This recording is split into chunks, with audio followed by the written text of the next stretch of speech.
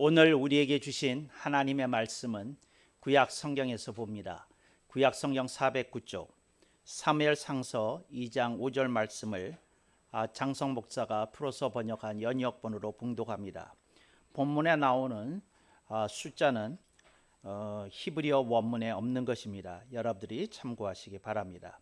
나중에 다른 역본들과 여러분들이 대조해 보시면 더욱 큰 은혜를 받으리라고 믿습니다. 봉독합니다. 1. 유족하던 자들은 양식을 위하여 품을 팔고 2. 굶주리던 자들은 다시 굶주리지 않도다. 3. 전에 잉태지 못하던 자는 7을 낳았고 4. 많은 자녀를 둔 자는 쇠약하도다. 아멘. 오늘 우리는 성령님 아래 성경 위에 하나님의 말씀을 듣기를 원합니다. 오늘 여러분들이 주목하실 설교 제목은 유족을 아십니까? 입니다. 유족이라고 하는 단어는 일상생활에서 그리 널리 쓰이지 않는 단어입니다. 그래서 유족에 대해서는 여러분들이 인지하고 계셨어도 여러분들이 일상생활에서 이것을 쓸 일은 별로 없었을 것이라고 생각되어집니다. 그런데 저는 이 유족이라는 말이 굉장히 제 마음을 뜨겁게 하고 제 마음을 새롭게 하고 저로 하여금 하나님께 집중하도록 만드는데 아주 소중한 개념이라는 것을 여러분들에게 먼저 고백드려야 될 것 같습니다. 제가 한학을 배울 때에 소혜소 선생님께서 저에게 늘 말씀을 하셨습니다. 글자 하나하나가 의미가 있다. 글자 하나가 때와 경우에 따라서 다른 의미를 가진다. 너는 단어 하나하나가 갖는 의미를 그 글자의 그 원형을 찾아가면서 의미를 새기도록 하거라 하면서 저한테 늘 일깨움을 주셨습니다. 그런 것이 훈련이 되어서 저는 제가 어떠한 특정한 단어를 특별하게 마음에 새겼던 그 날을 기억합니다. 그러니까 그 어떤 단어는 미리 배웠겠죠. 그런데 그 뜻이 이렇게 오묘하고 그 뜻이 너무 좋아서 저한테 다가섰던 그때를 저는 마음에 새기고 있다 하는 것을 여러분들이 이렇게 같이 공유하고 싶어졌습니다. 그런데 이 유족이라고 하는 말과 비슷한 동네에 있는 말이 있습니다. 그게 뭔고 하니 풍족이라고 하는 말입니다. 어떤 사람이 수입을 가지고 사는데 그 수입이 넉넉해요. 그리고 그 수입에 불편함이 없어요. 그리고 그 수입을 가지고 가족이 쓸 바를 다 쓰고 그리고 큰 불편함 없이 살림을 날 수 있어요. 그럴 때 그 사람이 느끼는 마음의 상태를 풍족이라고 부르는 겁니다. 그러니까 무슨 말이냐면 재벌처럼 혹은 거대한 부호처럼 내가 쓰지는 못하지만 내가 일상생활에서 쓰는데 큰 불편함 없다. 또 남한테 체면치레도 하면서 충분히 잘 살아갈 수 있다. 이렇게 느껴지고 그 사람이 그렇게 마음에 받아들여지고 있다면 그건 풍족한 것입니다. 그런데 풍족이라는 말과 유족이라고 하는 말은 다르다 하는 것을 여러분들이 기억하시면 좋겠습니다. 유족이라고 하는 말은 조금 다릅니다. 이건 좀 달라요. 제가 이렇게 마음이 막 벅차 올라와서 자꾸 강조하게 되는 게 이게 달라요. 그러니까 예를 들자면 이런 겁니다.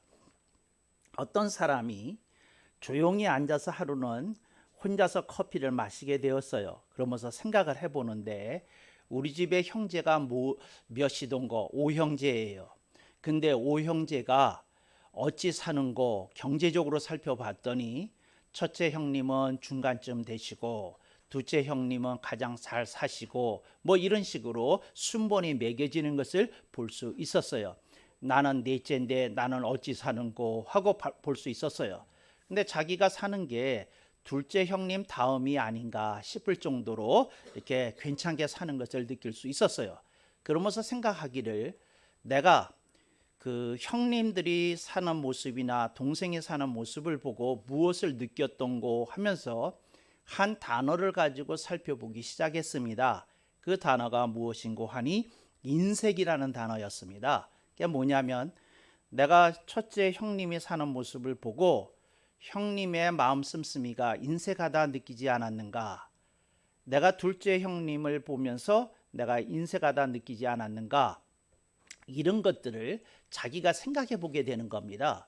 그러면서 어떤 형님은 조금 인색하다, 어떤 형님은 매우 인색하다, 뭐 이런 평가가 자기의 마음속에 떠올라지는 것을 이렇게 살필 수 있었어요. 그래서 이분이 조금 더 그 명상을 조금 더 깊게 끌어올렸습니다. 어떻게 끌어올렸는고 하니, 그렇다면 우리 형제들이 나를 보기에 인색이라는 주제를 가지고 본다면 어떻게 평가할까 했더니, 본인이 사는 모습이 다른 형제들이 보면 인색하다고 느낄 것 같다는 생각이 들었어요. 근데 왜 그랬느냐 하면, 무엇을 받으면 주었지만 내가 먼저 기꺼이 형님들이나 동생들에게 별로 베풀거나 나누어 주거나 하지 않은 것을 자기가 확인하게 되었어요. 그래서 마음의 결단을 내립니다. 아하, 내가 금년에는 조금 나누면서 살아야 되겠다. 조금 베풀면서 살아야 되겠다. 내가 조카들에게도 좀 더 잘하면서 살아야 되겠다. 는 마음가짐이 일어났고 그 한 해를 그렇게 살기 시작합니다. 네, 그런 걸 유족이라고 그래요. 유족. 그게 뭐냐면 풍족한데 이 사람이 이것을 가지고 나누기 시작합니다. 그 사람이 이것을 가지고 베풀기 시작합니다. 그러면 그런 사람의 상태, 그런 사람의 모습을 유족하다 하고 말하는 겁니다. 그러니까 여러분들은 어떠셔요? 다른 사람이 여러분을 봤을 때 이분은 인색과 거리가 먼 분이시고, 이분은 나누고 사는 분이고 베풀고 사는 분이고 하고 느껴지겠는지 여러분들이 스스로를 성찰해 보실 수 있기를 바랍니다. 오늘 본문은 그 전락과 역전이 나옵니다. 전락이라는 건 뭐냐면 잘 나가던 집이 가세가 기울어져서 힘들어지는 것을 전락이라고 합니다. 그러니까 예를 들자면 거대한 저택에서 떵떵거리면서 살았어요. 하루아침에 부도가 났어요. 그래서 월세방으로 옮겨가게 되었어요. 뭡니까? 전락입니다. 그런데 오늘 본문에서는 끊임없이 역전의 얘기가 나옵니다. 그 역전의 얘기가 뭔고 하니, 어려웠던 사람이 잘 되는 겁니다. 굶주리던 자들은 다시 굶주리지 않도다. 전에 잉태치 못하던 자는 7을 낳았고, 그러니까 자녀가 없던 집에 자녀가 7이나 생기는 경사가 매년 일어나게 되었다는 거죠. 이게 뭡니까? 역전입니다. 그런데 어떤 집에서는 자녀를 다 두었는데 많은 자녀를 둔 자는 쇠약하도다. 그러니까 무슨 말인고 하니, 본인의 몸의 건강이 좋아지지 않았는데, 상태가 나빠졌는데 자기를 봉양하러 오는 자녀가 하나도 없더라는 겁니다. 근데 이게 이제 전락이죠. 그래서 오늘 본문에서는 역전, 그러니까 안 좋은 상태에서 좋게 변한 역전과 좋은 상태에서 밑으로 떨어진 전락이 교차해서 나옵니다. 그런데 이 기도를 누가 했느냐면, 여러분이 너무도 잘 아시는 사무엘 선지자의 어머니 한나가 하나님께 기도하는 내용 속에 나온 얘기입니다. 그런데 그 한나가 무슨 얘기를 하느냐면, 유족하던 자들은 양식을 위하여 품을 판고 그렇습니다. 그런데 이걸 원문을 조금 더 직역에 가깝게 번역하면, 유족이라고 번역하면 안 되고요, 풍족이라고 번역하는 게 맞습니다. 그러니까 풍족하던 자들이 인색하게 살다가 이렇게 그 품팔이를 해서 끼니를 해결할 지경으로까지 떨어졌다는 거죠. 이제 그 얘기가 맞습니다. 근데 제가 이거를 풍족으로 고치지 않고 유족으로 놓아둔 것은 무슨 뜻이 있는 구하니, 이 단어가 너무 좋아가지고, 이게 성경에 있는 게 너무 좋아가지고 이걸 나누고 싶어서 나눈 거예요. 그러니까 여러분, 어떤 사람은 풍족하게끔만 삽니다. 근데 어떤 사람은 유족하게 삽니다. 그래서 유족하게 사는 사람이 누구냐? 이걸 하는 사람입니다. 제가 쓰는 용어로 도나배 하면서 사는 사람입니다. 도나배. 여러분, 이걸 여러분들 가슴에 새기실 수 있길 바랍니다. 도나배, 돕고 삽니다. 나누고 삽니다. 베풀고 삽니다. 그러니까 도나배가 되는 사람은 유족한 사람입니다. 근데 도나배가 안 되는 사람은 인색한 사람이고, 그 사람이 재산이 많고 자산이 많아서 풍족할 수는 있으나 그런 사람의 모습이나 상태를 결코 유족하다고 말할 수는 없다는 겁니다. 그래서 도나배가 되면 유족입니다. 도나배가 안 되면 풍족일 수는 있으나 유족은 아닙니다. 그러니까 여러분들이 근데 이걸 얘기하고 있는 거예요. 지금 누가? 한나가 기도하면서 얘기하는 거예요. 어떤 이는 많이 가졌는데 인색하게 삽니다. 근데 어떤 이는 그렇게 많이 갖지는 않았는데 도나배하면서 삽니다. 돕고 나누고 베풀면서 삽니다. 멋집니다. 유족한 그림을 한나는 그리고 있었던 겁니다. 그에게 남편이 있었어요. 엘가나라고 하는 남편이 있었어요. 근데 이 남편이 재산이 좀 있었어요. 그래서 옛날에 우리나라도 조선조 시대에 좀 그랬습니다만, 재산이 있는 분들은 아내를 한 명 두지 않고 하나를 더 뒀어요. 첩을 뒀어요. 그래서 이 엘가나도 재산이 있었어요. 그래서 어떻게 했느냐? 또 하나의 그 아내 첩을 둔 거예요. 근데 분인나라고 하는 첩은 자녀가 있어요. 복수예요, 복수. 자녀가 있어요. 아들이었는지 딸인지 모르는데 아들 하나도 있었던 것 같아요. 근데 아들 둘이었는지 둘째가 딸이었는지는 몰라요. 하여튼 아들은 있었던 거 확실해요. 그래서 늘 분인나라가 뻐겼어요. 형님, 내 앞에서 유세 떨지 마세요. 형님이 우리 집안에서 내 위이지만 이 집안의 대를 이어줄 아들은 미안합니다. 제가 낳았어요. 그리고 뻐겼어요. 그리고 어디 가서든지 그걸 떠들고 다녔어요. 예, 저분이 정실이에요. 저는 측실이에요. 그런데요, 대를 이은 아들은 내가 낳았답니다. 이러고 떠들고 다니면서 사람의 뭘 긁었어요? 염장을 긁고 다녔어요. 그래서 저는 분인나 그러면 히브리어 뜻이 있는데 그건 생각이 안 나고 염장이라는 생각이 자꾸 나요. 아, 정말 왜 그렇게 생각이 나는지 모르지만 하여튼 염장을 지르고 늘 다녔어요. 그래서 누구의 마음이 우울해졌는고 하니 한나가 우울해졌어요. 그래서 하나님 앞에 와서 울면서 부르짖으면서 외치면서 했던 기도 내용 가운데 이 말이 나오는 겁니다. 유족하던 자들은 양식을 위하여 품을 판고, 그러니까 풍족하던 자들이 그렇게 떨어질 거라는 거죠. 그런데 한나는 마음속에 이렇게 작정합니다. 하나님 아버지, 하나님이 나에게 복을 주시면 저는 풍족의 상태에 머물지 않겠습니다. 저는 사람들에게 돕고 나누고 베풀고 도나배하면서 사는 유족한 사람이 되겠습니다 하고 기도한 거예요. 이게 위대한 점이에요. 그래서 아들을 하나님이 주시니까 하나님, 난 이 아들 갖지 않겠습니다. 하나님께 돌려드립니다. 그리고 한나의 품에서 나온 자식이 이스라엘의 전무후무한 위대한 선지자가 되었는데 그분이 바로 사무엘 선지자이시더라는 것입니다. 그에게 그런 마음이 있었어요. 나는 이 다음에 부자가 되면 제세 떨지 아니라 유세 떨고 다니지 아니하리라. 나는 다른 사람에게 과시하면서 살지 않으리라. 나는 도나배하면서 살리라. 이렇게 기도했다는 거죠. 여러분, 사람이요, 왜 부자가 되고 싶은지 아십니까? 과시하고 싶어서 부자 되고 싶어요. 여러분, 이 세상에 아무도 없고 여러분 혼자예요. 그럼 여러분이 부자가 되고 싶은 생각이 들겠습니까? 안 들겠어요? 안 듭니다. 왜? 무슨 재미가 있어야지. 어디 가서 내 벤츠를 보여? 볼 사람이 아무도 없는데?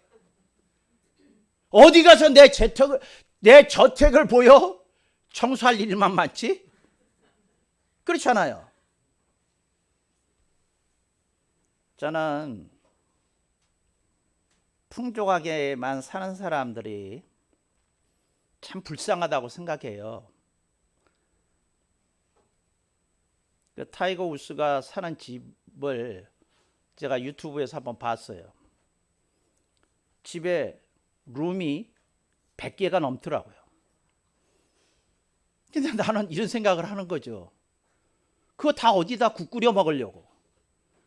본인 그 많은 룸이 왜 필요하겠어요? 그러니까 바깥에 거대한 저택을 보이려니까 온갖 룸이 다 있는 건데 그게 무슨 소용이 있어요? 저녁에 자려고 그러면 무섭지 않을까요? 룸이 100개가 있어. 근데 여러분이 자려고 그러면 어떨 것 같아요?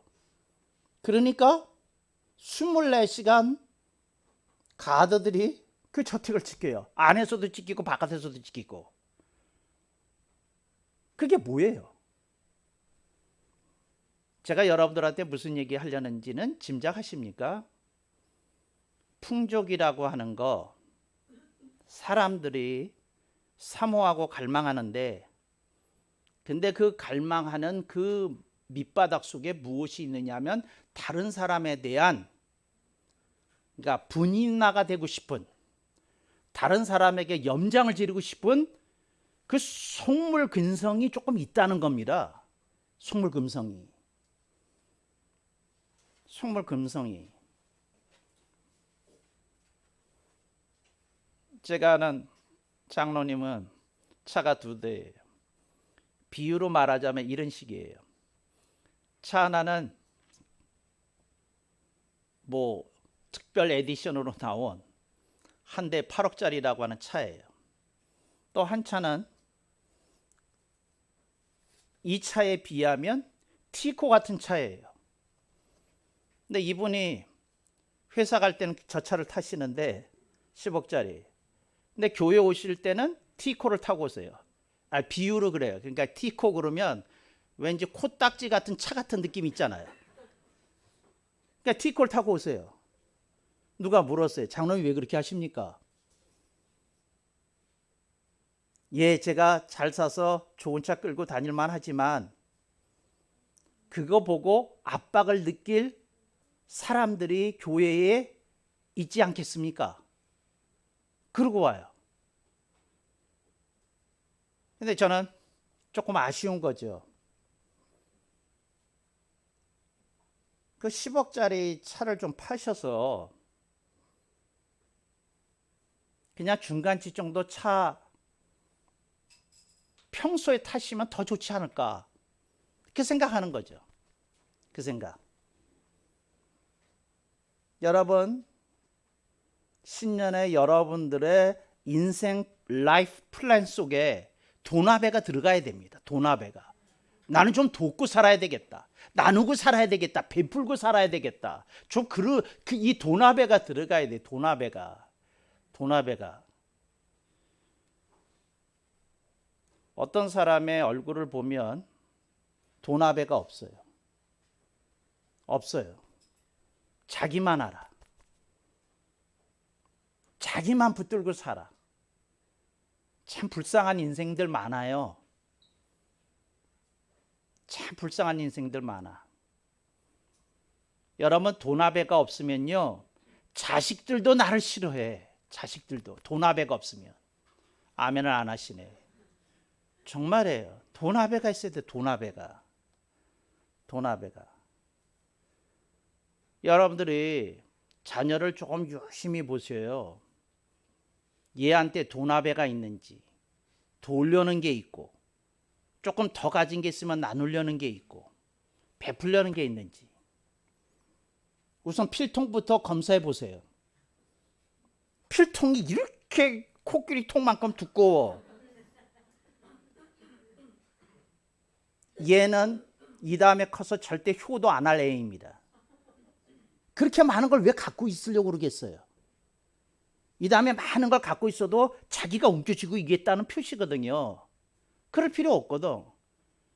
패는 기껏해야 하나나 둘 쓸 텐데. 그렇잖아요? 그거 가진 거 좀 나누고 살고 덜 가지려고 그러고 좀 그런 모습이 있어야 되지 않을까요? 여러분들이 조금 더 생각하고 살아야 됩니다.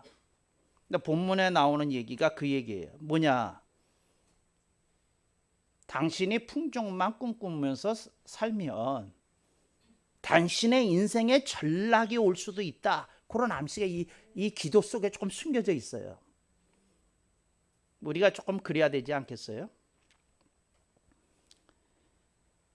한국 전쟁 얘기를 조금 해야 되겠어요. 한국 전쟁이 벌어졌어요. 그랬더니 우리나라 그 낙동강 뉴욕으로 일대 그 밑에만 빼놓고 전라남도 이렇게 그쪽만 조금 빼놓고는요. 하여튼 대한민국의 국토 70% 이상이 인민군 치하로 들어갔어요. 그랬더니 인민군이 곳곳에 진주해하면서 뭐라고 얘기를 했느냐면 우리 공화국은 인재를 찾고 있습니다. 새 나라를 건설하려는 열정 있는 사람들을 찾고 있습니다. 여러분들 여기 인민회의당 앞에 여러분들 모이십시오. 그리고 여러분들이 자원하시면 여러분에게 직책을 주겠습니다. 그런데 우리 공화국에서는 여러분들의 충성심을 좀 확인해야 되겠습니다. 여러분, 이 동네에서 가장 인색했던 사람이 누군지 나와서 신고해 주시기 바랍니다. 그랬더니 동네에서 잘 사는 사람들 때문에 상처를 입었던 사람들이 다 나왔어. 그래가지고 그 인민군 앞에서 지목하라고 그러니까 온 동네 사람이 모였는데 이 사람으로서 부자들을 지목하고 다녔어요. 그래가지고 자기 같은 동네에 사는 사람들의 공개 신고에 의해서 그 사람들이 현장에서 직결 처분당했어. 죽었어. 그런데 그 나왔던 사람들 공산당 아니야. 공산당의 기억자도 다 싫어하는 사람인데 공산당보다 누가 싫었는고 하니 으스대던 부자들의 행태가 더 싫었던 사람들이야. 여러분 그랬어요. 그러다가 국군이 반격해서 회복이 되니까 그 신고했던 사람들이 다 산으로 가서 어쩔 수 없잖아. 그때 이렇게 부역했던 게 드러나니까 다 산으로 도망가서 빨치산이 된 거야. 근데 그 사람들 본래 공산당 아니야. 여러분, 난 이런 상상을 해. 서울에 인민군이 진주에서 6개월을 있었다. 근데 인민군이 똑같은 소리를 물었을 때 수많은 사람이 나와서 그 꼴 보기 싫었던 부자들 이렇게 손가락질하지 않을까요? 여러분 근데 그때 부자들 중에 지목을 안 당한 집들이 있었어요. 근데 그 사람들이 그랬다는 거라. 저 집은 부자지만 착한 사람들이에요. 어려운 사람들을 돕던 가정이에요. 저쪽은 보호해 주시기 바랍니다. 그러고 이 신고했던 사람들이 인민군 깃발을 갖고 가서 그 집 바닥에 다 꽂아줬다는 거야. 이 집은 건드리지 말라고. 근데 여러분 슬픈 얘기, 그 이화가 있어. 저는 우리 아버님께 직접 들었어. 어떤 마을에서는 기독교 부자들도 그렇게 처형당했다는 거야. 근데 우리 아버님이 그걸 보시면서 마음이 복잡해지신 거야. 뭐가 복잡해지신 거냐면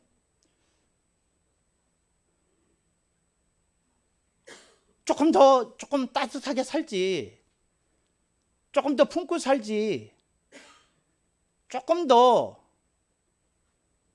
낮춰서 살지, 그런 마음이 있으셨던 거야.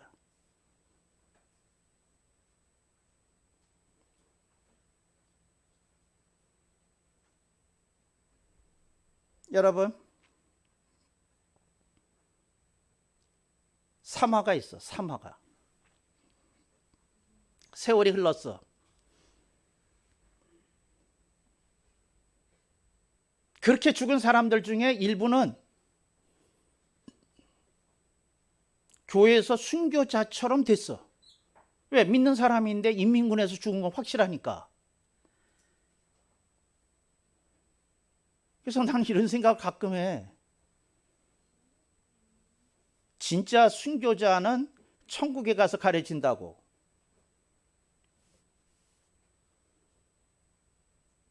세상이 이렇게 뒤죽박죽이야. 이렇게 뒤죽박죽. 여러분, 새누리교회 여러분이 다니잖아. 가치관이 좀 달라져야 돼. 가치관이. 나 이거 좀 벗어나야 돼. 나 이거 좀 벗어나야 돼. 그래서 여러분들은 도나배로 바뀌어야 돼. 나가 도나배로.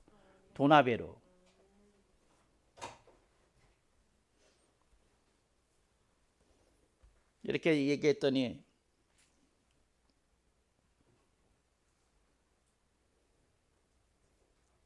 어떤 청년이 이런 얘기를 했대. 이제 성경 공부에서 질의응답을 하는 시간인데 이렇게 얘기를 했대. 목사님, 사람이 공궁할 때는 믿고 의지할 것이 돈밖에 없는데 돈을 그렇게 써버리게 되면 막상 내가 공공해질 때 의지할 데가 없지 않겠어요? 그랬다는 거야.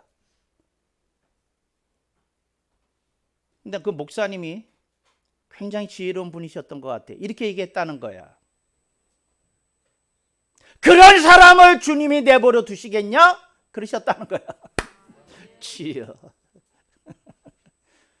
그런데 좀 어리석은 목사님이었으면 이렇게 대답했을 거예요. 그 말 되게 일리 있네. 그러셨을 것 같아. 이게 믿음의 차이야. 이게 믿음의 차이. 간증의 차이고 말씀의 깊이의 차이고. 여러분들이 인생을 조금 생각해 봐요. 하나님이 여러분을 키우실 수 있는 이유가 필요해. 하나님이 여러분들에게 기대를 품으실 이유가 필요해요. 저 사람은 저렇게 도나배를 하고 사니 내가 키워줘야 되겠다. 이런 하늘의 평가와 인정을 좀 받으면서 살아야 마땅하지 않겠어요? 여러분들이 그렇게만 살면 아무것도 없거든요. 하나님이 우리들에게 말씀하셔요. 얘야, 너에게 유족이 있느냐? 네가 유족한 사람이 맞냐? 하고 물어보신다는 거죠. 하나님이 우리들에게 물어보시는 그 질문을 우리가 답해야 돼요. 유족을 아십니까? 오늘 설교 제목, 유족을 아십니까? 그게 있어야 되잖아요. 내가 지금 21세기에 이 트렌드를 좀 싫어하는 트렌드가 하나 있어요. 이게 뭐냐면 이 도시 생활에서의 이 경쟁이 너무 치열하니까 20, 30, 40대 특히 30, 40 이 세대들이 너무 힘든 거야. 그러니까 어떻게 하냐면 가능하면 돈이 어느 정도 모이면 때려치고 직장을 때려치고 시골에 가서 조금 그 빈집이나 아담한 집이나 사가지고 좀 수리하고 그리고 텃밭 가꾸고 그리고 그 도시에서 근무하던 그 재능을 살려서 재택근무하고, 그리고 돈 조금 적게 쓰고, 그러면서 여유롭게 사는 삶의 모습을 그려줘요. 그래서 이 그림이 많은 젊은이들에게 그 무슨 인터뷰나 다큐나 뭐 이런 그 어떤 그 스토리를 통해서 이렇게 막 이렇게 퍼져나가고 있어요, 인터넷에 사람들에게. 근데 난 저걸 보면서 이 생각을 한 거예요. 그건 아니지, 그건 아니지, 그건 아니지. 저기에 도나배가 없어. 도나배가.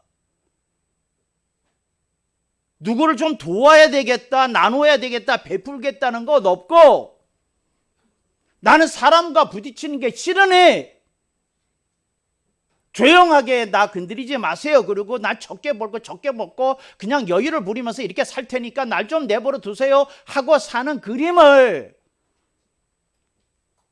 대한민국의 중추 세력인 3040이 이런데 눈이 혹하면 되겠냐 그 말이에요. 우리는 돕고 살아야지. 나누고 살아야지. 베풀고 살아야지. 사람은 부딪히면서 사는 게 제맛이지. 이러고 살아야 정상이지. 이러고 살아야 정상이지. 정말. 여러분 잘 들으셔요. 새누리교회에서 여러분들의 그따위 귀향을 반대해요. 단 여러분의 척추가 분질러졌으면 그래야 돼. 아직 팔팔할 때 정말 옛날 기백을 사려서 내가 사회에 뭔가 공헌할 길을 찾아야 되겠다. 내가 좀 기업을 키워서 이 직장을 찾지 못하는 수많은 젊은이들에게 좀 직장을 주는 스타트업 창업자가 돼야겠다. 뭐 이런 꿈을 꾸고 살아도 시원치가 않은데 기껏 그리는 꿈이 부부가 단둘이 가서 저기 가서 그리고 사는 그림이나 그리고 그러면 되겠어요? 그건 유족이 아니라는 얘기를 하려는 거예요 지금. 유족이.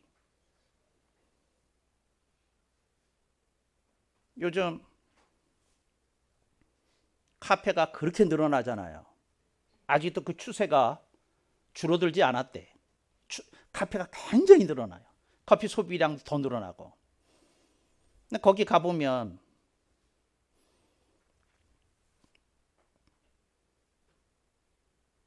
한가한 분들이 와서 커피 한 잔에 낭만을 즐기면서 그 앉아 계신 분들이 많더라고요. 근데 나는 성격이 못돼 처먹었잖아. 그러면 나는 이렇게 돌아다니면서 사람들의 눈을 한 번씩 봐요. 그러니까 뭐냐면 치열하게 살다가 오랜만에 맛보는 여유를 즐기기 위해서 차 한 잔을 마시고 있는 건지 생활 자체가 늘큰해지고 있는지 눈을 보면 알거든. 눈을 보고 다닌다니까요. 미안해요. 사모님 용서해 주세요. 내가 다른 여자들의 눈도 보고 다녀요. 용서해 주세요. 잘못했어요. 근데 늘큰해. 늘큰해. 나 이만큼 살아요 하는 눈이야. 난 별로 누가 나를 건드리는 거를 겪지 않고 사는 사람이 하는 눈이야. 나는 우리 교우들의 눈을 좋아해요. 뭐냐면 직장에서 엄청 시달린 눈들이야. 눈 보면 치열하게 사는구나. 그리고 어느 때는 정말 오늘 그 경배가 없으면 교회 안 가고 싶다 하고 느낄 때도 있는 눈이야. 눈 보면 이게 눈이야. 그런 눈이야. 또 어느 때 주일날 만나서 보면 오늘은 제발 목사님이 회의를 안 하셔가지고 일찍 보내시길 바라는 눈이 이렇게 써 있어. 그 마음이야. 그런데 그 눈빛 속에 그렇지만 저는 인생에게 밀리지 않을 겁니다. 말씀대로 부들겨 쌓아서 한 판 붙을 겁니다. 해볼 겁니다. 그런 기세가 살아있어요. 새누리교인들 다 와. 내가 그러니까 보면요, 내가 마음에 찔림이 일어나가지고 이런 생각이 든다니까. 그렇지? 저분도 저렇게 치열하게 사는데 목사가 밤에 잠이나 실컷 자면 안 되지? 밤중에 깨어나서 공부도 좀 하고 기도도 하고 그래야 되겠지? 저분을 봐서라도 내가 정신 차려야 되겠지? 이런 마음이 든다니까. 이런 마음이. 근데 그런 분들이 지금 조금 전에 내가 카페에서 만난 그런 분들이 우리 교회에 앉아 있으면 내가 이런 마음이 들지 않겠어요? 나도 조금 늘큰해져도 되지 않을까? 나도 조금 뭐 이렇게 좀 잠을 좀 충분히 자도 되지 않을까? 이런 건방진 마음이 들어오지 않겠어요? 여러분, 본받을 걸 본받고 그리워할 걸 그리워하고 여러분들이 부러워할 걸 부러워하세요. 그건 여러분들에게 있어서는 안 되는 그림이다 하고 얘기를 하려는 거예요. 지금 안 되는 그림이라고. 우리 교우들 중에 지금 몸이 아픈 이들이 덜어 있잖아요. 근데 이분들이 누구는 복이 터져가지고 저렇게 여유 있게 살고 나는 복이 지지리도 없어가지고 이렇게 살고 이런 사람이 있어요. 정말 여러분 그러시면 되겠어요? 날 봐서라도? 아니지. 저건 내가 가야 될 길이 아니지 하고 정신 바짝 차리고 딱 그래야 되지 않겠어요? 어떤 아버지가 요 얘기하고 말씀 끊을게요. 어떤 아버지가 낚시 광이야. 그래가지고 하여튼 쉬는 날만 있다면 낚시하러 다녀. 근데 어느 날 그 아들이 13살인데 아버지한테 딱 하고 도발적인 질문을 했대. 아버지, 그렇게 혼자 노시는 게 그렇게 재밌으세요? 저 엄마하고 같이 노는 것도 좀 생각하시고 우리와 같이 노는 것도 생각하셔야지. 그랬대. 아버지가 그 말을 마음에 들었다가 아들을 데리고 갔어요. 아들 데리고 낚시에 데리고 갔어. 엄마하고 같이 갔는데 엄마가 좋아하는 그저 백화점에 놀라고 그러고 갔어. 그 백화점이 있는 데서 하여튼 뭐 1시간 거리에 있는 낚시터로 갔어. 그래서 하면서 그런 거예요. 아들아, 오늘 내가 제대로 손맛을 보여주겠다 그랬다는 거야. 그래서 뭐 이렇게 낚시 뭐 미끼 끼는 것서부터 뭐 하는 것서부터 포인트 잡는 것서부터 설명 대충 하고 뭐 이렇게 했어. 그래가지고 딱 한 마리가 아들에게 이제 배당이 되었던 그 낚싯대에 걸린 거야. 착 그러면서 아들아, 바로 이게 손맛이란다 이렇게 얘기했어. 근데 여러분, 낚시할 때 느끼는 쾌감이요, 이거 있거든요. 제일 처음에 느끼는 쾌감은 뭐냐면 눈감이 있어요. 눈에 찌가 이렇게 딱 흔들릴 때 보면요, 눈에 불이 튀겨. 야, 드디어 왔다. 2시간 기다린 보리 맛, 이 눈감이 있어. 그리고는 딱 낚싯대를 잡으면요, 짜르르 하고 전기가 흘려. 성령 충만할 때보다 또 다른 느낌의 전기가 흘려. 낚싯대 파르르 하는 느낌이. 그리고는 딱 이렇게 들어 올리는데 요 놈은 몇 인치짜리다가 딱 와. 감이 이게 몇 번 당겨 보면, 그러면서 싹 해가지고 끌어올렸을 때 그 쾌감 말로 못해. 이게 다 합쳐서 이게 손맛인 거예요. 그래서 아들한테 이렇게 설명해 주면서 딱 한 거예요. 근데 아들이 정말 할아버지를 닮았는지 외가를 닮았는지 굉장히 아버지보다 똑똑한 인물이야. 이렇게 얘기했다는 거야. 아버지! 손맛보다 중요한 게 가족맛 아니겠어요? 이랬다는 거야. 정말 정말 너무 감동이 되는 말이야.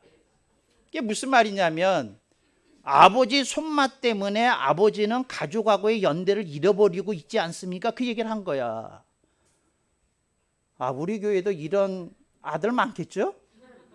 많겠지? 이게 얼마나 감동이야. 감동이야.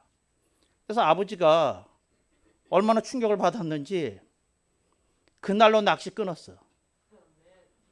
근데 그분이 하는 말이, 그래서 아들이 이랬대. 어느 날, 아버지, 내가 낚시까지 끊으라는 건 아닌데, 그랬더니 아버지가 한 말이 걸작이야. 아들아, 낚시꾼에게는 다른 길이 없다. 한 번 시작하면 미치는 것밖에 없다. 끊지 않으면 헤어나지 못한다. 그래서 끊었다. 네가 나한테 선생이었다. 스승이었다. 네가 나한테 가족을 깨닫게 해줬다. 그랬다는 거야. 이런 훌륭한 아빠가 우리 교회도 많겠죠. 우리 언제 그 여름 수양회 때 티셔츠 하나 해서 입읍시다. 도 대시, 나 대시, 배, 도나배. 그리고 밑에다가 한문을 하나 씁시다. 유족. 그리고 여러분, 저는 여러분에게 그런 인생을 기대합니다. 여러분이 누구에게가 의미를 심어주고 따뜻함을 회복시켜주는 아름다운 인생 되기를 축복합니다.